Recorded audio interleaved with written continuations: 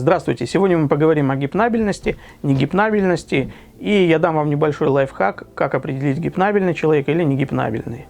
Буду все говорить простым языком, чтобы было максимально все понятно. У человека есть центр веры. Он имеет свойство все воспринимать как истину. И если он не находится под наблюдением центра критики, такой человек считается гипнабельным.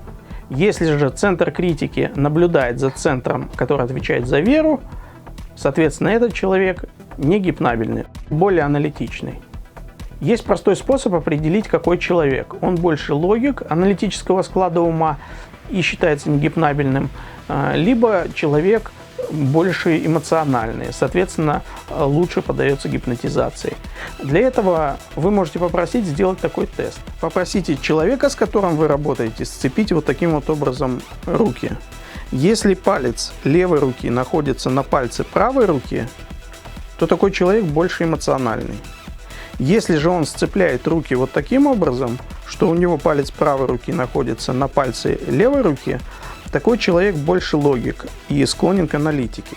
Допустим, вы определили, что человек гипнабельный, вы начинаете с ним работать. И не обязательно для того, чтобы решить его проблему, погружать его глубоко в гипноз. Почему? Потому что центр веры у него открыт. Соответственно, чтобы решить какую-то психоэмоциональную проблему, достаточно усилить эмоцию.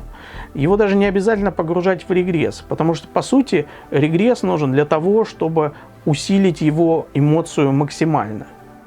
Если вы определили, что человек не гипнабельный, то есть его центр критики постоянно наблюдает за центром веры, с такими людьми тоже можно работать. И не бросайте их, они не просто так к вам пришли. Что для этого нужно? Вам нужно центр критики переключить на какой-то объект.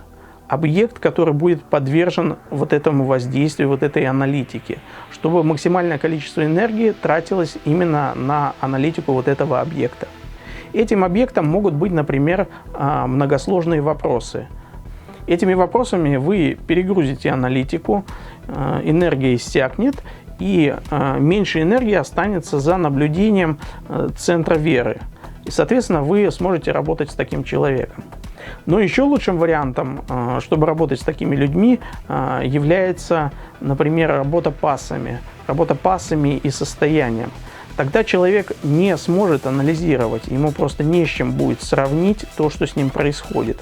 В этом случае центр веры максимально раскрепощается, и работа идет намного эффективнее. Поэтому не теряйте надежды и не оставляйте людей, которыми вы считаете более логичными, более аналитичными. На сегодня это все. Я желаю вам здоровья и желаю, чтобы как можно большим людям вы помогли. До встречи в новом видео. Пока!